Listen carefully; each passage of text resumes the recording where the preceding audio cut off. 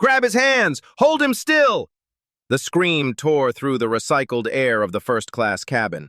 David curled into a tight ball in seat 2A, using his own spine as a human shield. Three men loomed over him, veins bulging, fueled by a righteous fury that was entirely misplaced. "Hand over the child!" the businessman in 1C roared, reaching for the sobbing bundle in David's arms. "Don't touch him!" David's voice cracked, raw with desperation. "You're hurting him!" Chaos erupted. 30,000 feet in the air, and there was nowhere to run. The stories we tell ourselves about strangers can be deadly. Have you ever been so sure you were right that you became the villain?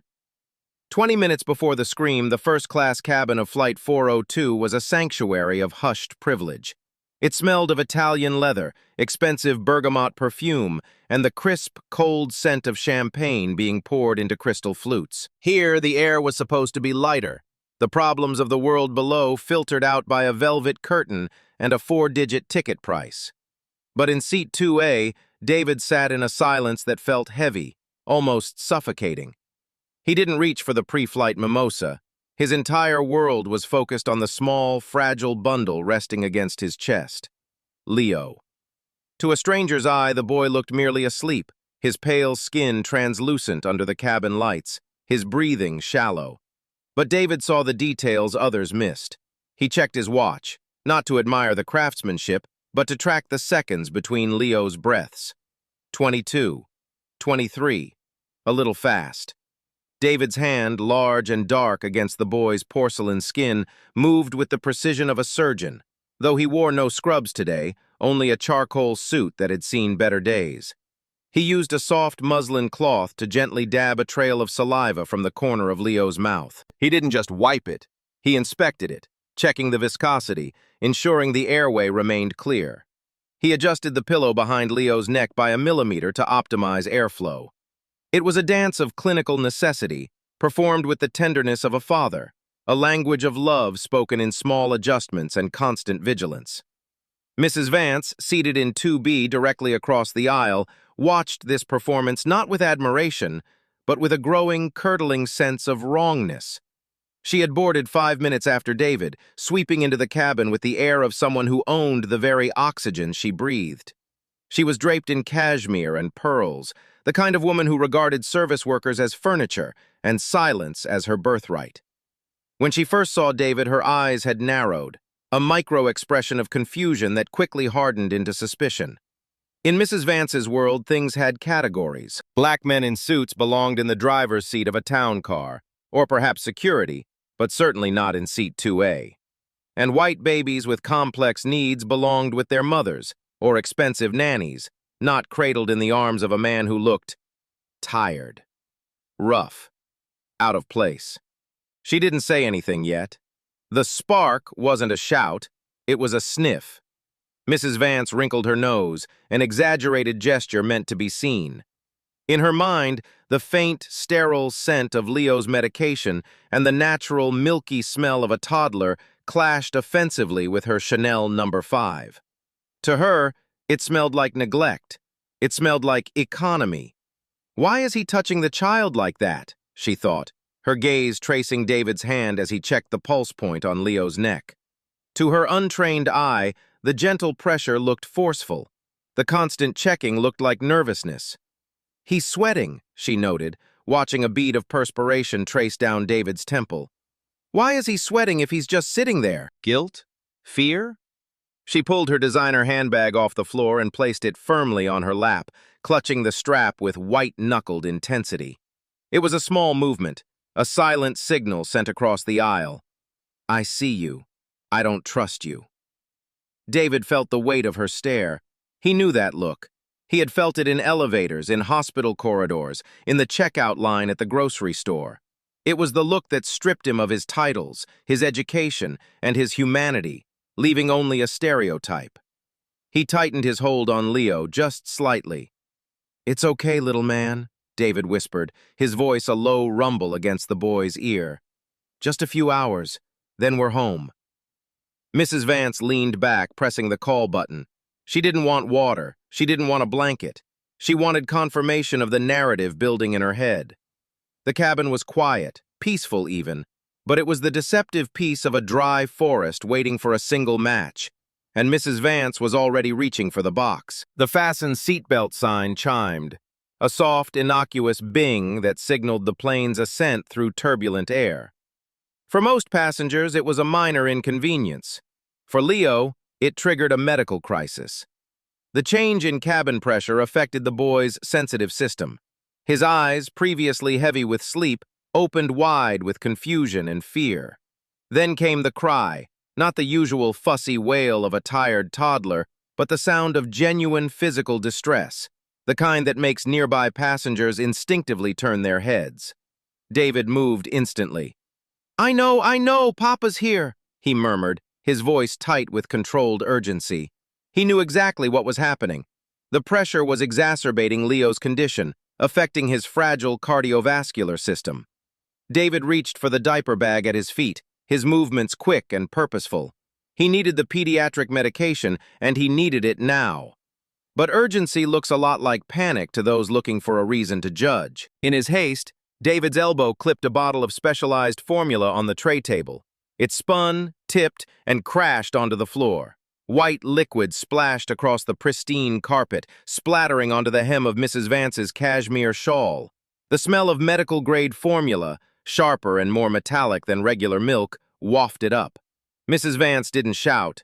She didn't scold him directly. Instead, she performed a masterpiece of passive-aggressive theater. She recoiled, pressing herself against the fuselage as if David were radioactive. She pulled a silk handkerchief from her purse and covered her nose. "Good heavens," she said, her voice pitched perfectly to carry over the roar of the engines and Leo's cries. She wasn't looking at David. She was looking past him, toward the gap between the seats where the rest of the cabin could see her face. "He's so clumsy. Look at him shaking." David was shaking. His hands trembled as he uncapped the medicine, trying to stabilize Leo's head with his other hand. To a doctor, it was the tremor of adrenaline focused on a critical patient. To Mrs. Vance, it looked like the tremor of someone losing control. "He doesn't know what he's doing," she said, louder this time. She turned her head slightly, locking eyes with Mr. Chad in seat 1C, a man wearing a suit that cost more than most cars. "Sir, do you see this? Something isn't right here." Mr. Chad lowered his noise-canceling headphones. He had been annoyed by the crying baby in first class, ready to complain about the disturbance. But Mrs. Vance's words planted a different seed. He looked at David, a large black man struggling with a pale, distressed child. He looked at the spilled white liquid. He looked at the shaking hands. "Hey," Chad said, his voice deep and commanding. "Buddy, you need to calm down. You're making a scene." Mrs. Vance shook her head, leaning toward Chad as if sharing a concerning observation. "It's not just the noise. Look at the child. That cry doesn't sound normal. Something's very wrong." The suggestion hung in the air like smoke. David didn't hear them. He was counting heartbeats, monitoring Leo's breathing pattern. "Swallow, Leo, please, baby, swallow," he whispered, guiding the medicine dropper to the boy's lips with practiced precision. Leo thrashed in discomfort, knocking the dropper aside. A few drops of clear liquid landed on Leo's cheek. "He's trying to give him something," Mrs. Vance said, her voice rising with alarm. "What is that? How do we know that's safe?" That was the match in the powder keg. Behind them, in seat 2C, the gym-goer, a man with biceps the size of tree trunks, stood up to get a better look. Across the aisle, a young father stopped playing with his own daughter and frowned with concern. The whisper network ignited. It started with a lean in, a murmured question, a pointed finger. "Did she say something's wrong? The kid doesn't look like him. Is that his kid? Why is he so nervous? Look at the mess, he seems out of control." It moved from row 1 to row 2, then spilled back into the first few rows of economy behind the curtain. The narrative shifted in seconds. David was no longer a struggling father dealing with a medical emergency. He was a question mark. And in the confined space of an airplane, questions felt like threats. Mrs. Vance saw the shift. She saw the gym guy clench his jaw. She saw Mr. Chad unbuckle his seatbelt. She had spoken to the air, but the air had answered. She smoothed her skirt, her eyes cold and satisfied as she watched concern building around seat 2A. "Someone needs to do something," she whispered, just loud enough for the gym guy to hear, "before something terrible happens." The shadow fell over David first. It wasn't the shadow of a cloud passing the window. It was the silhouette of 3 men standing in the aisle, blocking out the overhead lights. The air in seat 2A instantly grew thinner, hotter, and infinitely more dangerous. Mr. Chad, the businessman in 1C, led the approach. He adjusted his silk tie, a gesture of corporate authority he used in boardrooms to silence junior associates. He didn't look at David. He looked down at him. "Buddy," Chad said, his voice dripping with that specific brand of condescension reserved for people he deemed beneath him. "We have a problem here. The lady says something's not right." David didn't look up immediately. His thumb was rubbing small, rhythmic circles on Leo's sternum, trying to stimulate the vagus nerve to slow the boy's racing heart.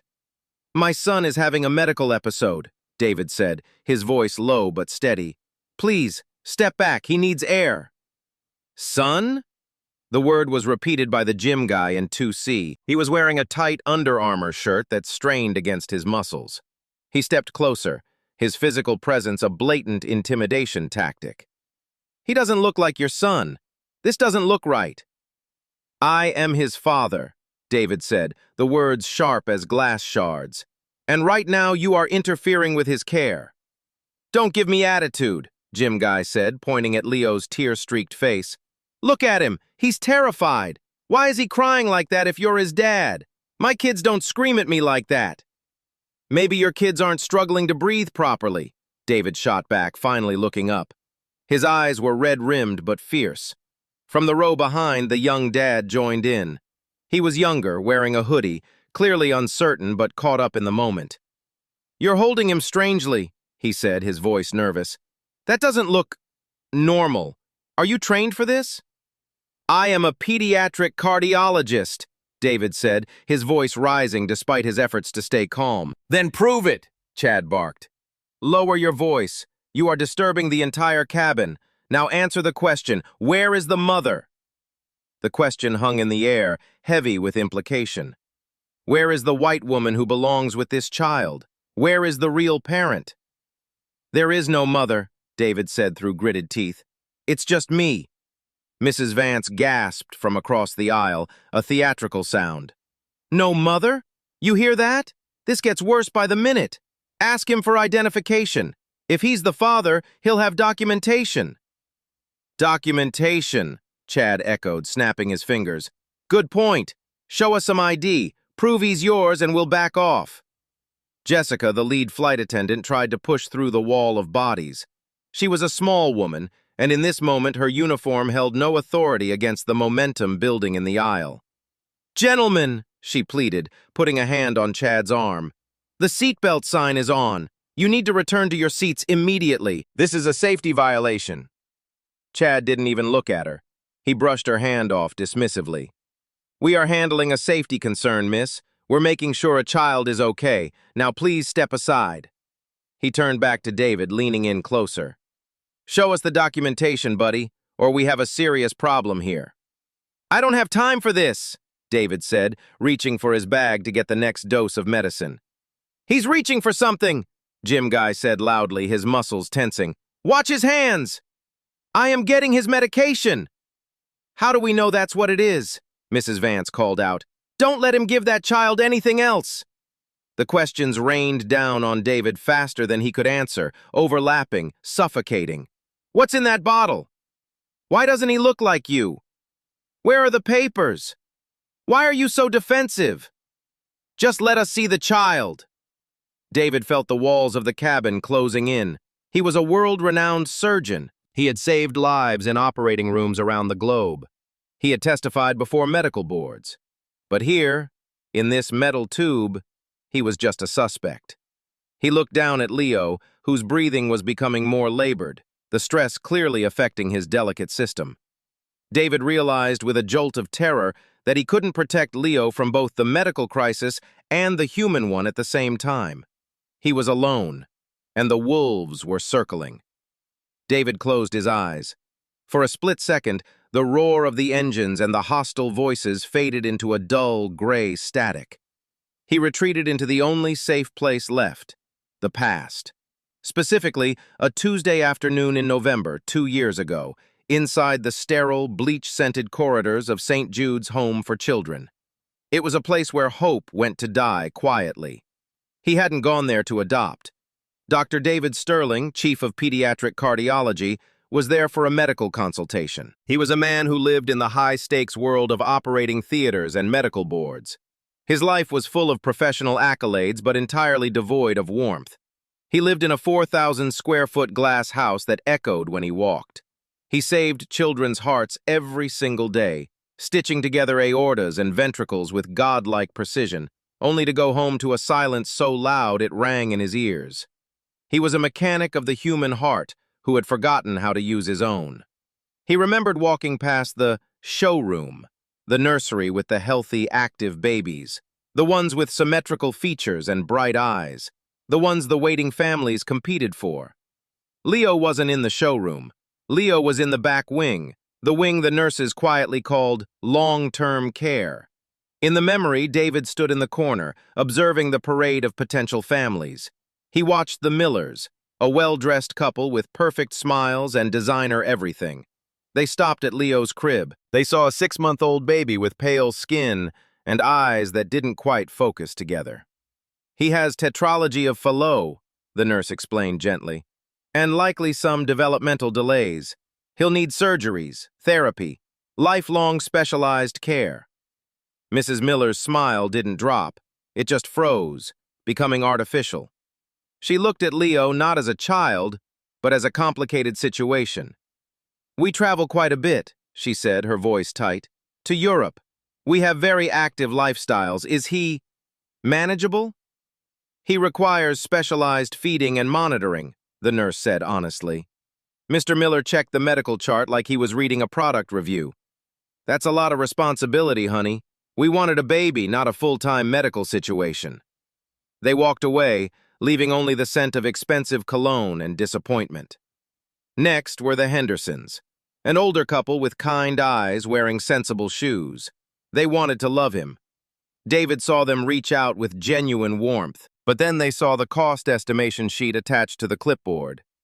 "Our insurance," Mr. Henderson whispered, his hands shaking. "It won't cover pre-existing conditions of this magnitude. We'd be financially devastated." They cried when they left, but they still left. That rejection hurt worse because it was born of fear, not malice. Then came the inspiration seekers, a couple who seemed more interested in the story than the child. They looked at Leo with pity, not connection. "He doesn't smile much, does he?" the woman said, tapping the crib rail. "I want a baby who responds, who shows gratitude. He's just so passive." Passive. That word triggered something in David. He stepped out of the shadows. He approached the crib where this tiny, discarded human lay. Leo wasn't crying. He had learned, even at 6 months old, that crying didn't bring comfort. It just brought silence. He was staring at the ceiling fan, his expression blank, waiting for nothing. David looked down. He saw the slight blue tint to the lips, cyanosis. He saw the subtle clubbing of the fingernails, chronic hypoxia. He saw the small scar on the chest from a preliminary surgery. He didn't see a broken toy. He saw a heart that was fighting a war it couldn't win alone. "Hey there," David whispered. Leo's unfocused eyes slowly turned. They locked onto David's face. And then, it happened.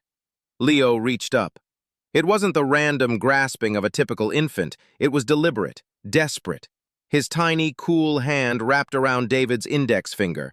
He squeezed with a strength that shouldn't have been possible for such a fragile child.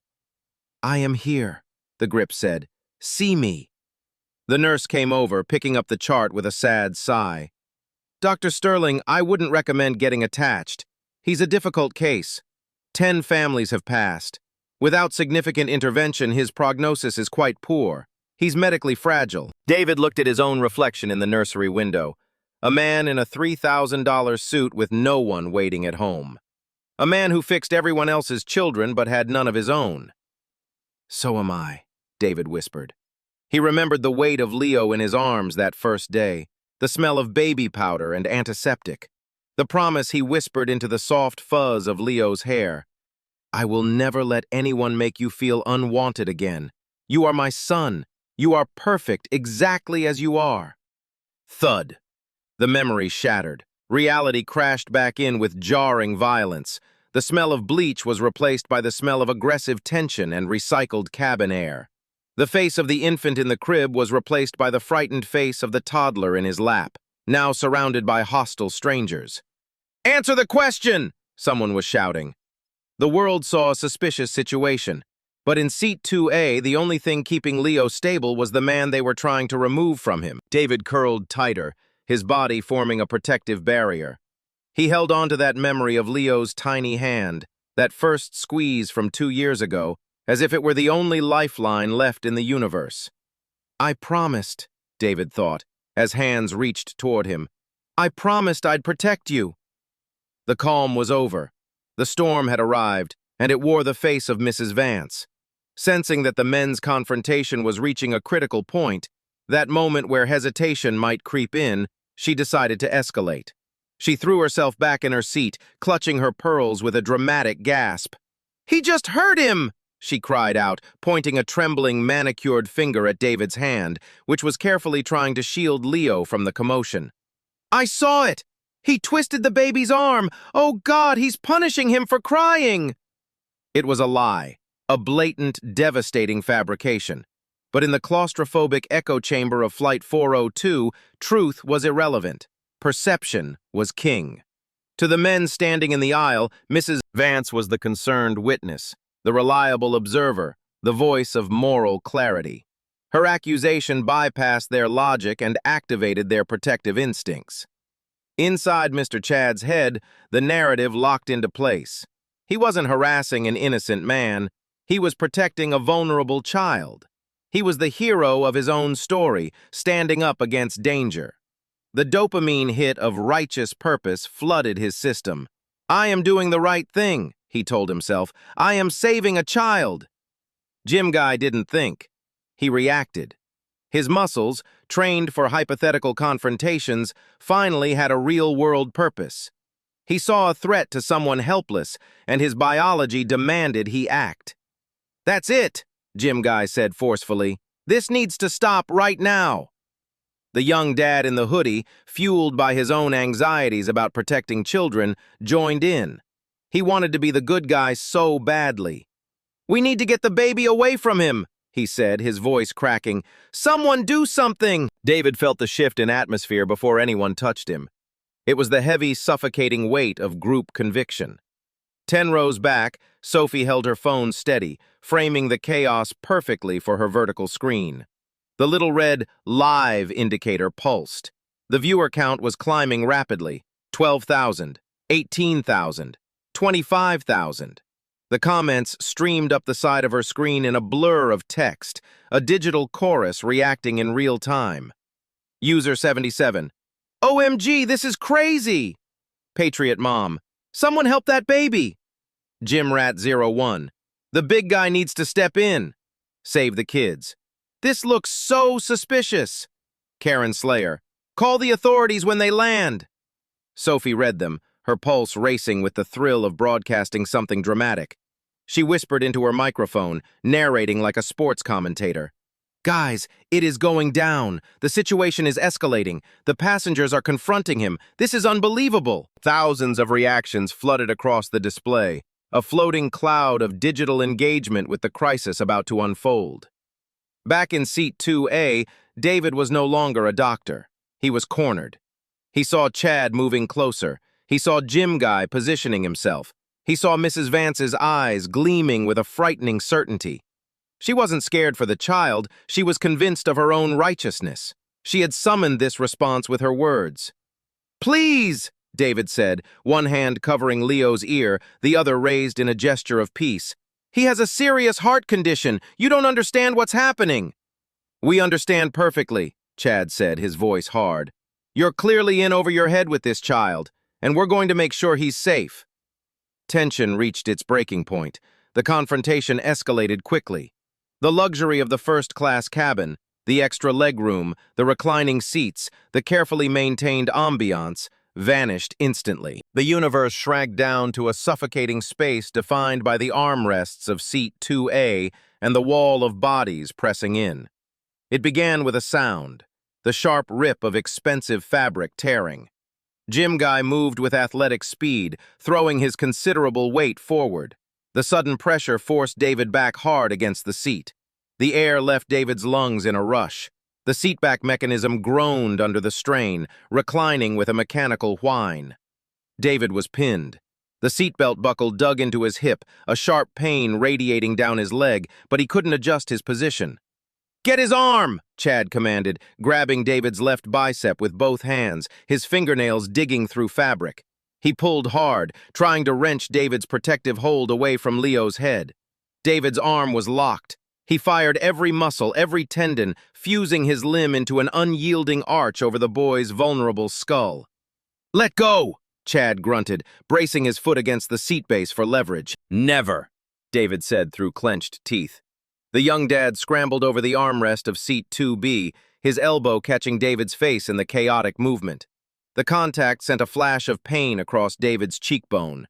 The taste of copper filled his mouth. He had bitten his tongue. But David didn't raise a hand to defend himself. He didn't strike back. Priority 1, the head. Priority 2, the chest. Priority 3, the airway. His medical training overrode survival instinct. If he raised his hands to protect his own face, Leo's soft skull would be exposed to the flailing limbs around them. So David took the impacts. He tucked his chin down, burying his face into the small space between Leo's shoulder and the seat, becoming a human shield. "He's fighting us," Jim Guy said, his voice strained. "Stop resisting!" "I'm not fighting," David managed, struggling for air. "I'm protecting him." The claustrophobia was absolute. The smell was overwhelming.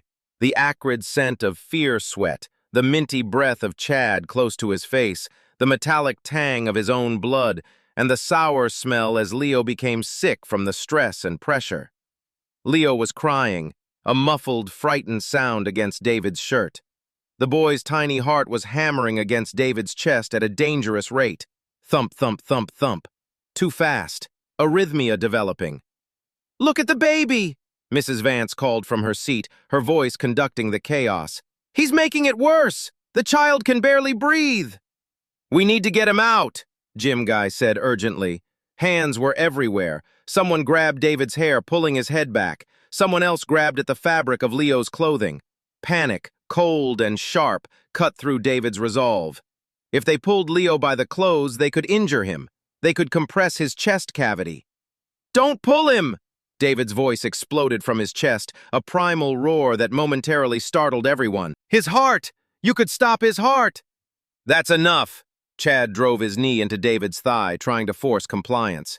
David squeezed his eyes shut, curling tighter around Leo. He channeled every ounce of strength not into aggression, but into becoming immovable. He had to be the rock that protected his son. Someone's fingernail scratched across the back of his hand, trying to peel his fingers away from Leo's back one by one. One finger lifted. 2 fingers. David forced them back down, his muscles burning with the effort. His lungs screamed for oxygen. The combined weight was crushing his diaphragm, making every breath a shallow, agonizing effort. The edges of his vision began to blur, darkening.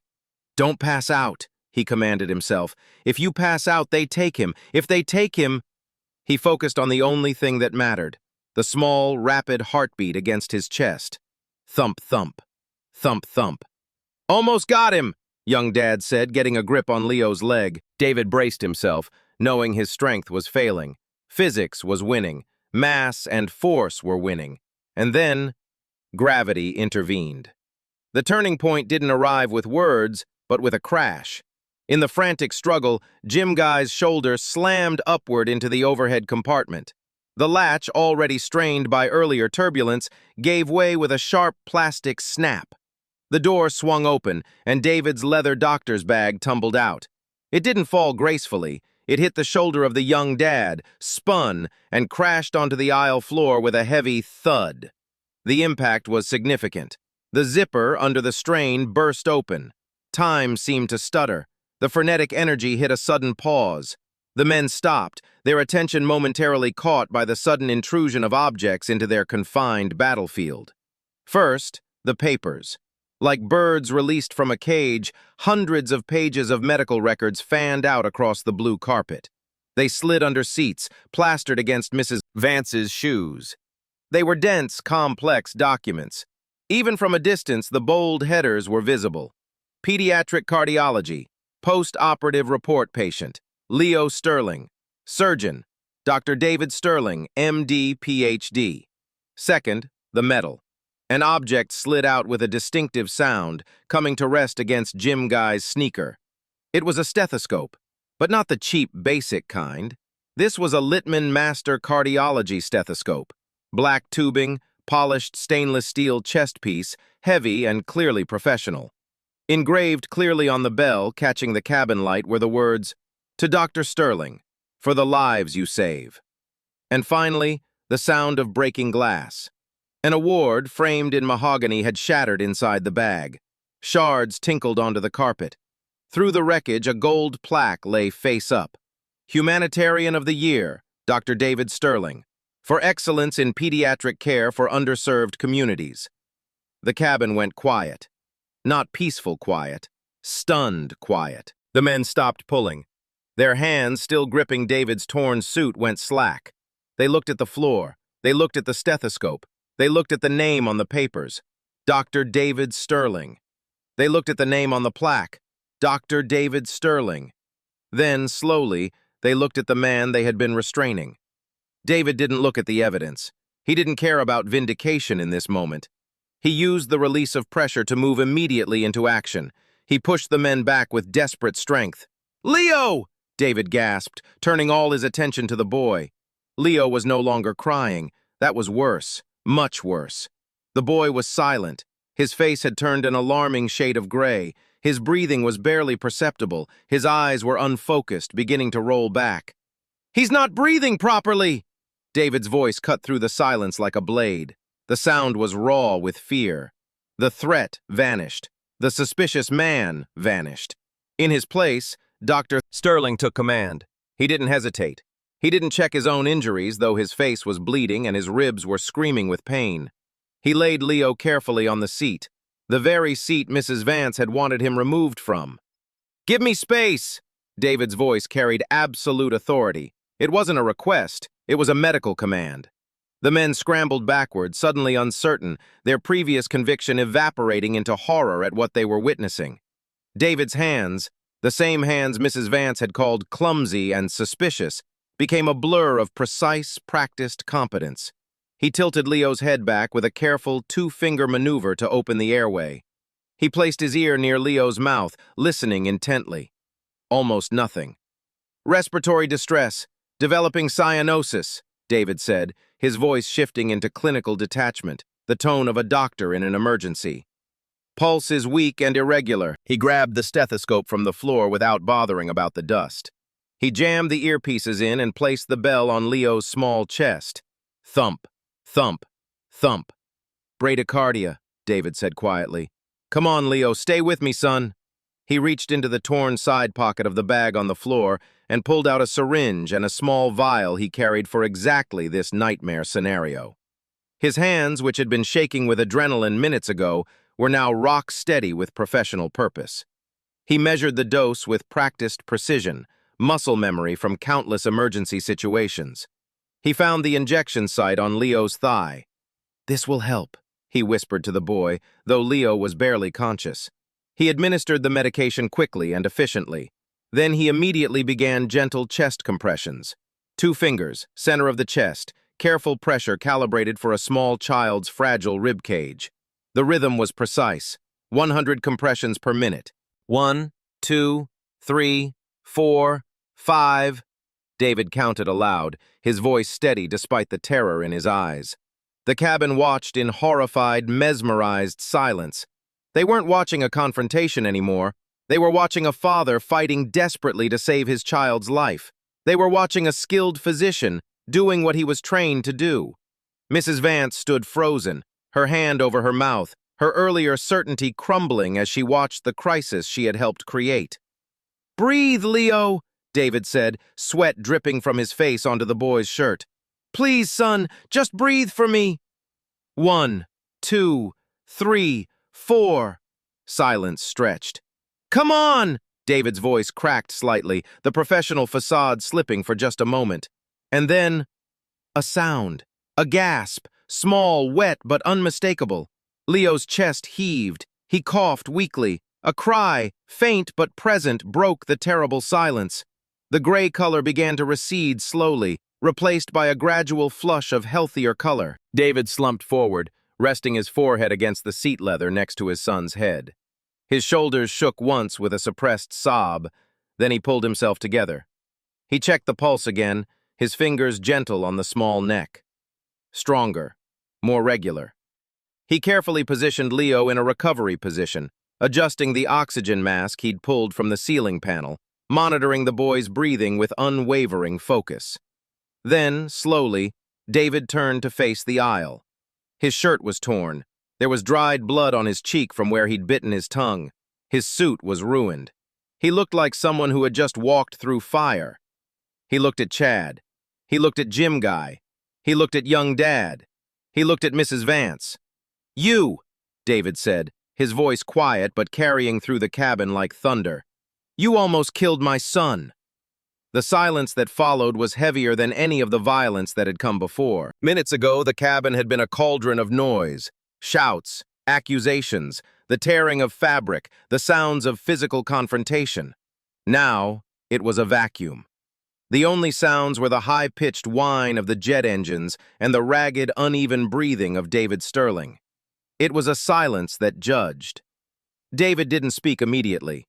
He stayed focused on Leo, his large hand resting protectively on the boy's chest, feeling the rise and fall, monitoring each breath. He checked the pulse again, his eyes on his watch.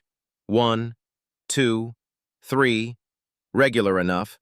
The immediate crisis had passed, but the danger remained. He adjusted the oxygen mask, making sure it was secure but not too tight. He wiped a smudge of his own blood off Leo's cheek with his thumb. The tenderness of the gesture was almost unbearable to witness after what had just happened. The camera of public judgment, which had been focused on the confrontation, now zoomed in on the individuals. And under the harsh light of truth, they were shrinking. Mr. Chad, the businessman, was the first to break. He stood frozen in the aisle, his expensive Italian shoes surrounded by the scattered medical records. He looked down at a paper near his foot. It was a photo of Leo in a hospital bed, tubes and monitors everywhere, with David sleeping in a chair beside him, his hand holding the child's. The date was 6 months ago. Chad's face, usually flushed with the confidence of someone who commands boardrooms, drained of color. His mouth opened slightly, but no words came out. He looked at his own hands, the hands that, moments ago, had been trying to forcibly remove a sick child from his father's protection. They were shaking with a fine, uncontrollable tremor. He unclenched his fists as if seeing them for the first time. He took a step back, nearly tripping over the doctor's bag, looking like a child who had broken something irreplaceable. The gym guy, whose physical dominance had been the driving force, looked down at the shattered humanitarian award. He saw his own reflection in a large shard of glass. He didn't see a hero. He saw exactly what he had become. The adrenaline that had pumped through his muscles drained away, leaving him looking deflated and small. He crossed his arms, not in defiance, but in a subconscious attempt to make himself smaller. He couldn't look at David. He stared at the carpet pattern, swallowing hard. The young dad in the hoodie sank back into his seat. He pulled his hood up, trying to hide his face. He looked at his phone. He had recorded parts of the incident. His thumb hovered over the screen. The realization crashed over him. He had just participated in attacking a man for loving and protecting his child, the very thing he claimed to value above all else. And Mrs. Vance. She hadn't moved. She was still clutching her pearls, but her posture had collapsed. The righteous certainty was gone, replaced by a hollow, haunting realization. She watched David stroke Leo's hair with infinite gentleness. She saw the connection now, not in matching skin tones, but in the eyes. in the bond, in the love. She realized that the clumsiness she had mocked was expert medical care under pressure. The suspicious drugs she had feared were life-saving medication. The dangerous man she had identified was the only thing standing between this child and disaster. She looked at David, hoping desperately that he wouldn't look back. She prayed to become invisible. But David did look back. He stood up slowly, his body protesting every movement. His knees cracked audibly. He winced, a hand going to his bruised ribs. He picked up his stethoscope and draped it around his neck, a reclaiming of his professional identity. He straightened his torn jacket with as much dignity as he could muster. He looked at them one by one. Each person who had been so certain, so sure of their judgment. He didn't shout. He didn't curse. He simply existed in his truth, and that was enough to make them burn with shame. He picked up a document from the floor, Leo's adoption certificate, and held it out. Not to show them, but to make a point. He held it toward Chad. "You wanted documentation," David said. His voice was raspy, rough from the physical ordeal, but it cut through the cabin like a surgical instrument. "Here it is." Chad didn't take it. He couldn't. He backed away, shaking his head. I didn't know. I thought—" "You didn't ask," David replied simply. "You assumed, and you acted on that assumption." He turned to the gym guy. "You said something wasn't right." David gestured to Leo, whose color was slowly returning, whose breathing was becoming more stable. "Does he look endangered to you now? Or does he look like a child whose father just saved his life?" Gym guy looked away, unable to meet David's eyes.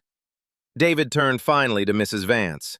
The air between them felt electric. "And you," David said softly, but with devastating precision. "You saw a color.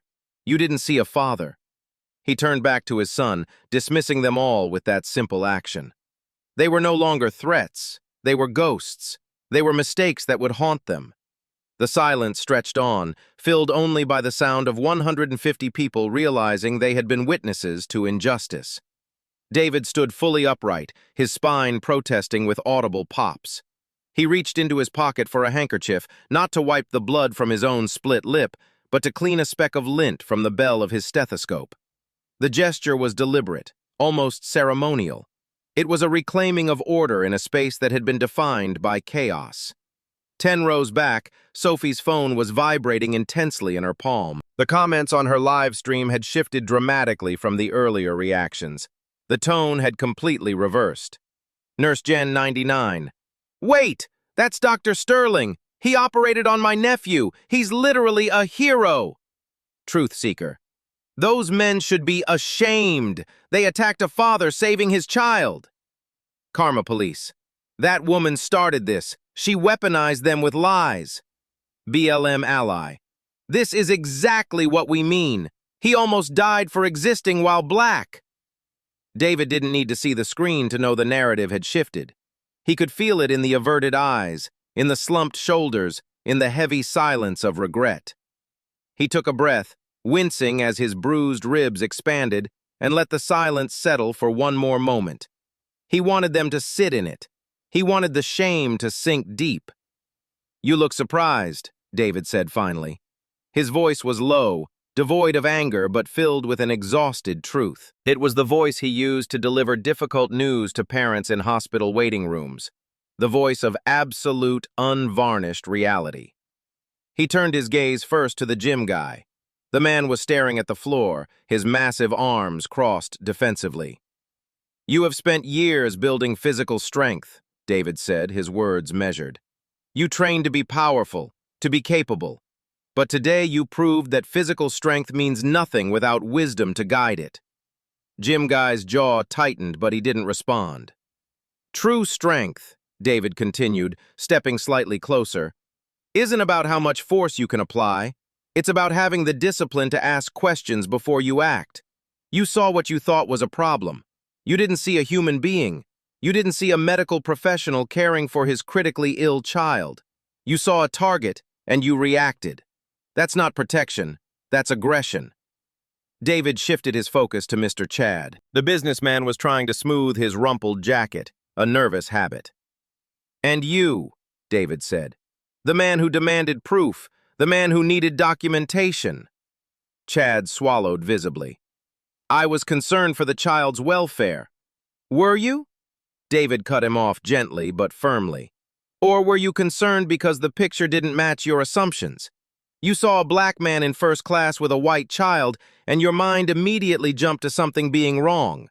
You did mental mathematics based on prejudice, and you got a false answer." David gestured to the scattered medical records still on the floor. "You wanted to see credentials? There they are. While you were busy questioning my right to be here, I was calculating medication dosages to restart a heart that your actions helped destabilize."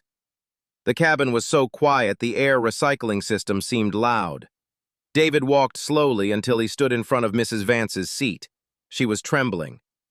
Real tears were streaming down her face now, cutting tracks through her makeup. She looked fragile, broken. "Please," she whispered, her voice barely audible. "I didn't know. I really didn't know." David leaned down slightly, placing one hand on the armrest of her seat. "You are the most dangerous person on this flight," he said quietly. Mrs. Vance flinched as if struck. "These men," David gestured behind him, "they reacted to what they thought they saw. They made terrible decisions, but you? You created the narrative. You sent the signal that started everything." He picked up the spilled bottle of specialized formula from the floor, the one she had recoiled from. He set it carefully on her tray table. "You didn't see a father struggling with a medical emergency. You saw a threat. And instead of offering help, or even just looking away, you chose to weaponize your discomfort. You used concern as a weapon. You activated those men like attack dogs." David's voice grew harder, the steel emerging clearly now. "You said I was hurting him. But let's be absolutely clear, madam. If I hadn't been faster than them, if I hadn't been strong enough to shield his fragile body during that confrontation, you would be explaining a tragedy to authorities right now. The outcome you feared was fiction, but the outcome you nearly caused was very real." Mrs. Vance sobbed, an ugly, genuine sound of horror at herself. I honestly thought you were harming him." David's expression didn't soften. "You thought that because of how I look, not because of what I was doing." He reached down and unbuttoned his torn dress shirt. He pulled the fabric aside to reveal his chest. There, among the fresh, darkening bruises from the assault, was a tattoo over his heart. It was a date, Leo's adoption date. "I didn't create him biologically," David said, his voice thick with emotion now. "I chose him. 10 families walked past that hospital crib because he was too complicated, because he was too expensive, because he was too much work. They wanted something easy, something perfect, something that fit their picture of what a family should look like." He paused, looking around the cabin, addressing everyone now. "You call me suspicious because I don't match him? I am the only person in this world who stayed when everyone else left. I am the one who holds him through surgeries. I am the one who monitors every breath at 3 a.m. when his heart rhythm becomes irregular.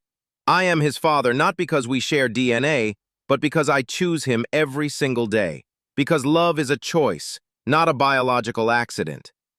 He looked back at Mrs. Vance, his eyes burning with quiet intensity. "So, madam, before you judge another parent by their appearance or by your narrow definition of what a family should look like, make sure your own assumptions are based on truth. Because today, your assumptions nearly cost a child his life." David stood up straight, buttoning his ruined jacket with as much dignity as possible. "Now," he said, turning his back on them all to face his sleeping son, "stay away from my family." In the back of the plane, Sophie wiped tears from her cheeks. On her screen, the comments were moving so fast they were a blur, but one sentiment repeated over and over. Hashtag Father of the Year. Hashtag Justice. Hashtag Love Has No Color. Hashtag Shame on Them. The court of public opinion had reached its verdict, and it was damning. The silence in the cabin wasn't empty anymore. It was heavy with remorse. The air, previously charged with hostile tension, now felt thick with the weight of collective shame and the desperate need to somehow make amends. Mr. Chad was the first to move.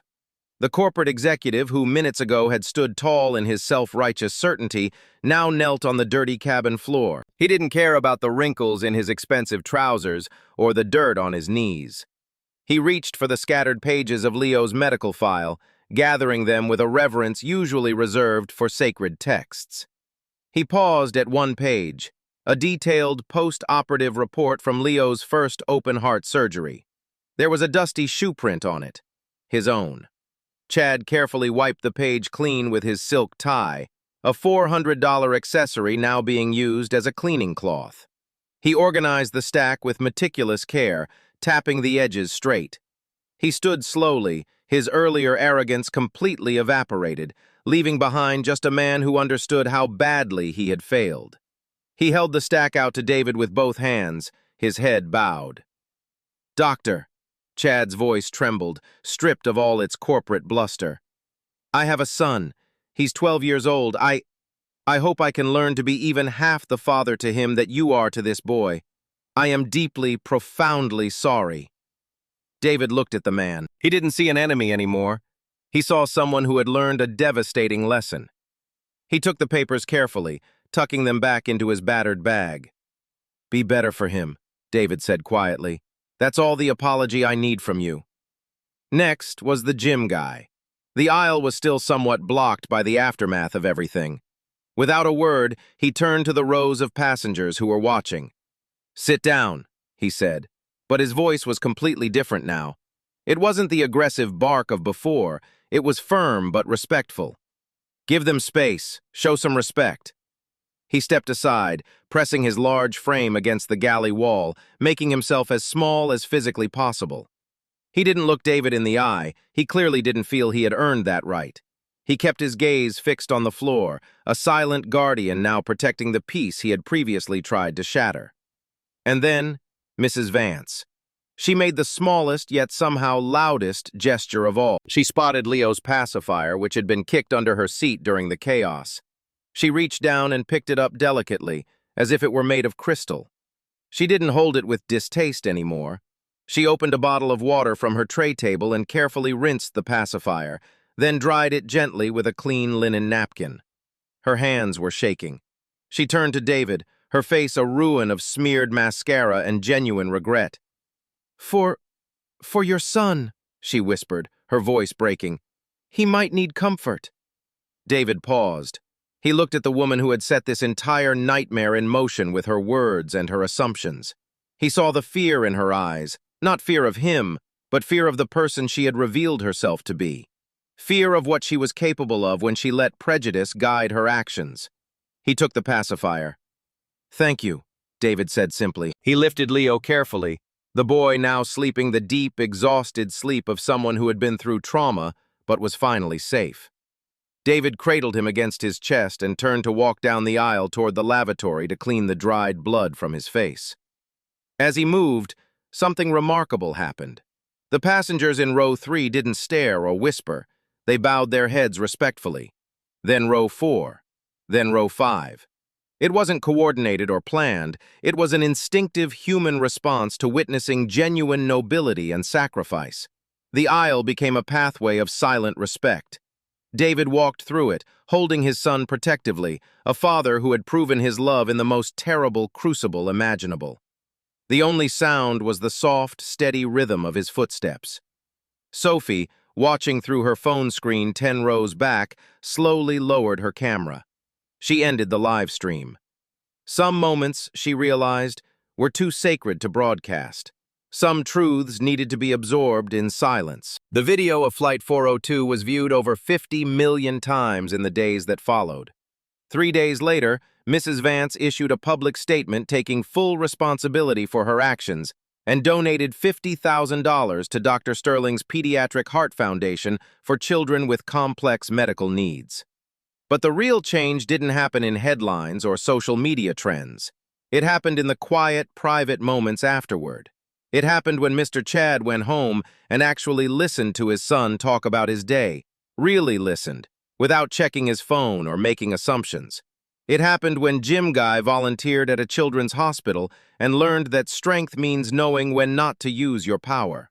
It happened when Mrs. Vance started examining her own automatic reactions to people who didn't look like her, questioning the stories she told herself about strangers.